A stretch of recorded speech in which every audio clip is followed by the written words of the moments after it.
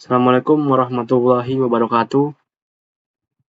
Perkenalkan, nama saya Muhammad Ramdhani, NIM 250401020022, kelas IE 402, program studi PDJ Informatika.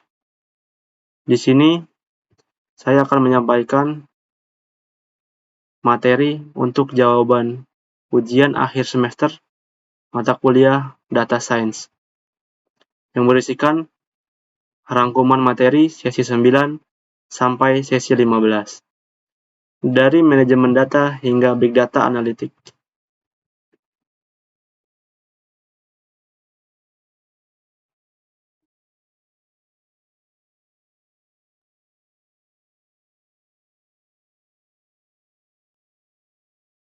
Selanjutnya, slide ini menunjukkan gambaran umum alur data science yang dipelajari pada sesi 9 sampai sesi 15.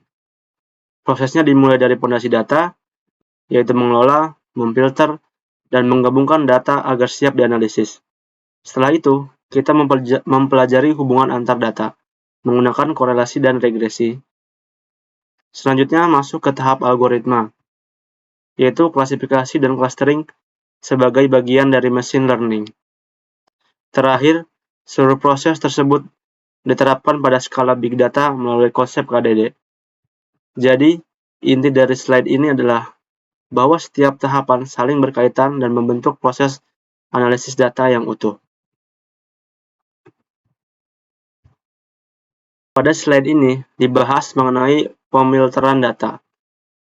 Tujuan utama dari proses ini adalah memilih data yang benar-benar dibutuhkan dari kumpulan data yang sangat besar, sehingga proses analisis menjadi lebih fokus dan efisien. Pemilteran dapat dilakukan berdasarkan berbagai kriteria, misalnya jenis data, tanggal, nilai tertentu, atau hubungan antar data. Bahkan juga bisa menggunakan lebih dari satu kondisi sekaligus, agar hasil yang diperoleh lebih spesifik. Jadi, inti dari slide ini adalah bahwa pemilteran membantu kita mendapatkan data yang relevan, sehingga analisis yang dilakukan menjadi lebih akurat.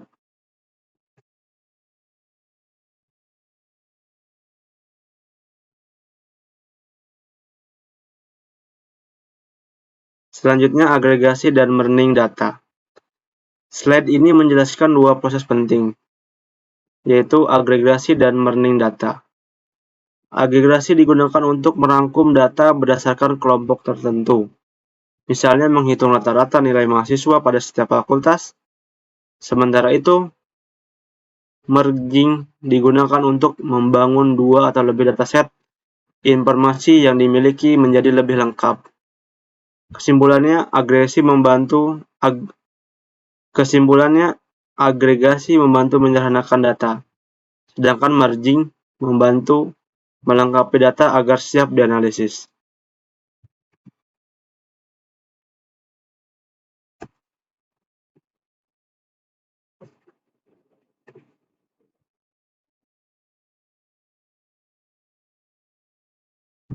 Pada slide ini jelaskan 3 jenis anomali yang dapat terjadi pada database, yaitu insertion, update, dan delete anomali. Insertion anomali terjadi ketika data baru tidak dapat ditambahkan karena ada informasi yang belum lengkap. Update anomali terjadi ketika perubahan data tidak dilakukan secara konsisten, sehingga menimbulkan perbedaan informasi. Sedangkan deletion anomali terjadi ketika penghapusan satu data justru menyebabkan data penting lainnya ikut hilang. Jadi dapat disimpulkan bahwa struktur database yang baik sangat penting untuk menghindari ketidakkonsistenan dan kehilangan data.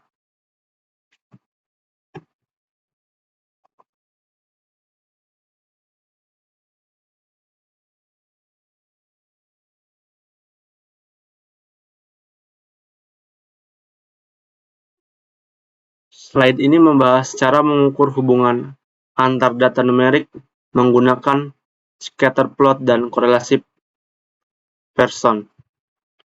Scatter plot digunakan untuk melihat pola hubungan secara visual, sedangkan korelasi person digunakan untuk mengetahui seberapa kuat hubungan tersebut, dengan nilai mulai dari -1 hingga +1. Contohnya, semakin besar biaya iklan, maka biasanya penjualan juga akan meningkat. Jadi kesimpulan, korelasi membantu kita memahami apakah dua variabel memiliki hubungan dan seberapa kuat hubungan tersebut.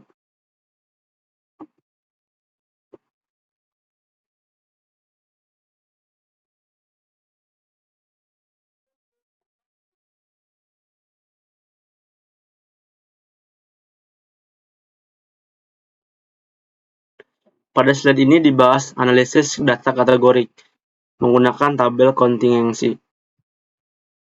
Tabel kontingensi digunakan untuk melihat distribusi atau hubungan antar dua variabel kategorik, misalnya jenis kelamin dan kebiasaan tertentu.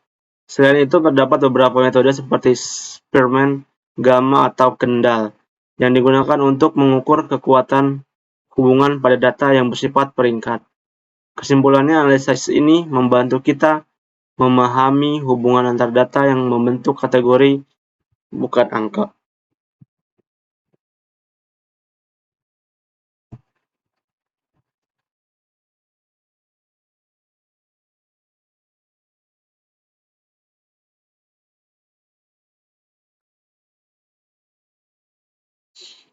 Analisis regresi.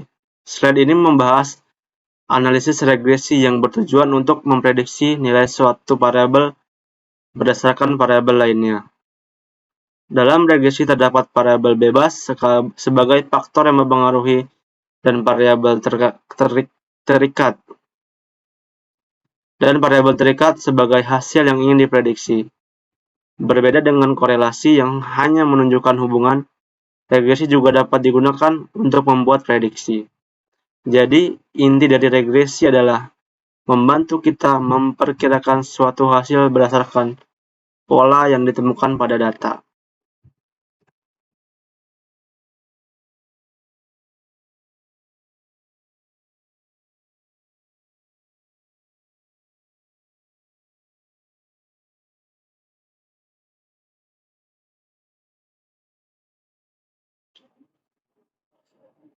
Pada slide ini dijelaskan tentang klasifikasi, yaitu salah satu metode supervised learning. Disebut supervised karena model melatih menggunakan data yang sudah memiliki label atau kelas. Proses dimulai dari tahap training untuk membangun model, kemudian model tersebut digunakan pada tahap testing untuk memprediksi kelas dari data baru yang belum diketahui. Jadi klasifikasi digunakan untuk mengenali pola dari data yang sudah ada sehingga dapat memprediksi kategori pada data baru dengan lebih akurat.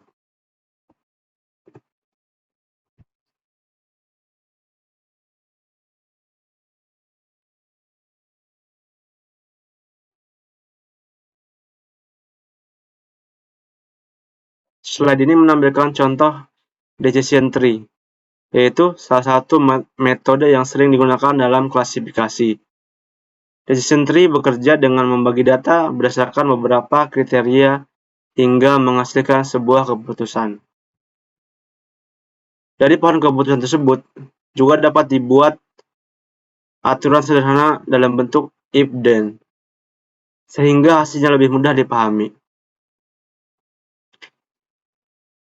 Simpulannya, decision tree merupakan metode yang sederhana, mudah diinterpretasikan, dan efektif untuk membantu proses pengambilan keputusan berdasarkan data.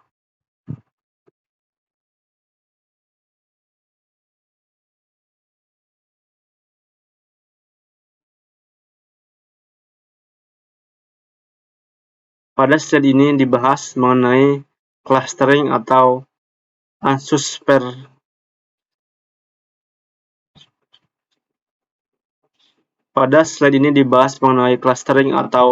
unsupervised learning. Berbeda dengan klasifikasi, pada metode ini, data tidak memiliki label sejak awal. Tujuannya adalah mengelompokkan data yang memiliki karakteristik serupa ke dalam suatu klaster, sehingga kita bisa menemukan pola yang sebelumnya belum terlihat. Metode ini banyak digunakan pada pencarian informasi, text mining, maupun analisis data spasial. Jadi inti dari clustering adalah menemukan kelompok-kelompok alami dalam data tanpa perlu mengetahui kelasnya terlebih dahulu.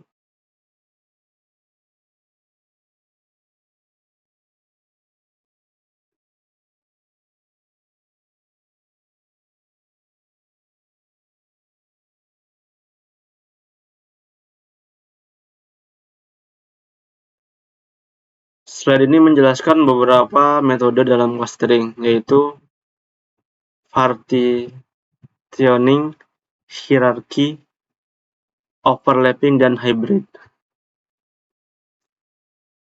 Masing-masing metode memiliki pendekatan yang berbeda. Ada yang membagi data ke dalam satu kelompok saja, ada yang membentuk struktur bertingkat, ada juga yang memungkinkan satu data masuk ke beberapa kelompok sekaligus. Kesimpulannya, pemilihan metode clustering bergantung pada karakteristik data dan tujuan analisis yang ingin dicapai.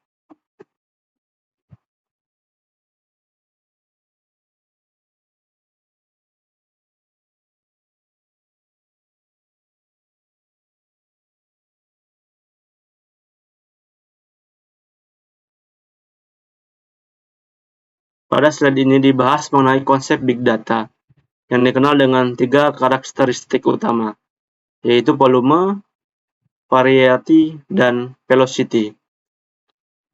Volume menunjukkan ukuran data yang besar. Variety menggambarkan beragam jenis data, sedangkan velocity menunjukkan kecepatan data terus bertambah dan berubah. Karena karakteristik tersebut, pengolahan big data tidak lagi cukup menggunakan teknologi database konvensional, sehingga berkembanglah teknologi seperti NoSQL. Jadi kesimpulan big data menuntut teknologi yang lebih mampu mengolah data dalam jumlah besar, beragam, dan terus berkembang dengan cepat.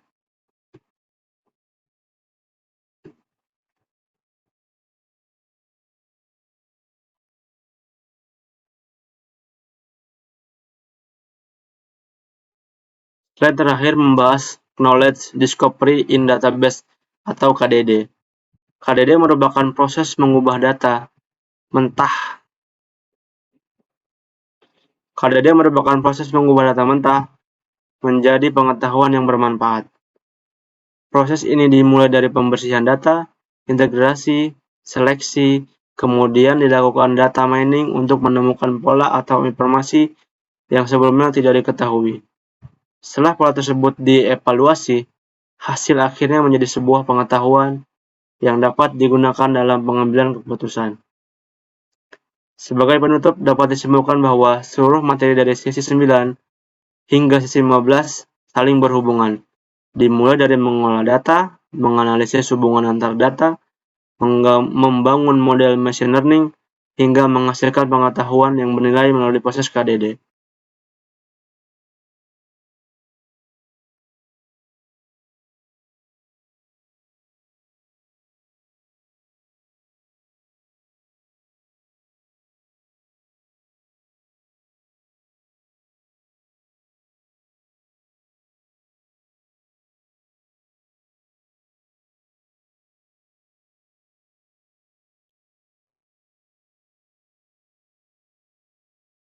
Baik, itu tadi rangkuman materi data science dari sesi 9 sampai sesi 15. Dari seluruh materi tersebut, saya memahami bahwa proses data science tidak hanya berfokus pada menggunakan algoritma, tetapi dimulai dari pengolahan data yang baik, analisis hubungan antar data, penerapan machine learning, hingga menghasilkan pengetahuan yang dapat digunakan untuk mendukung pengambilan keputusan. Semoga presentasi yang saya sampaikan dapat memberikan gambaran mengenai alur kerja data science secara keseluruhan. Terima kasih atas perhatiannya. Bila ada kekurangan, saya mohon maaf. Assalamualaikum warahmatullahi wabarakatuh.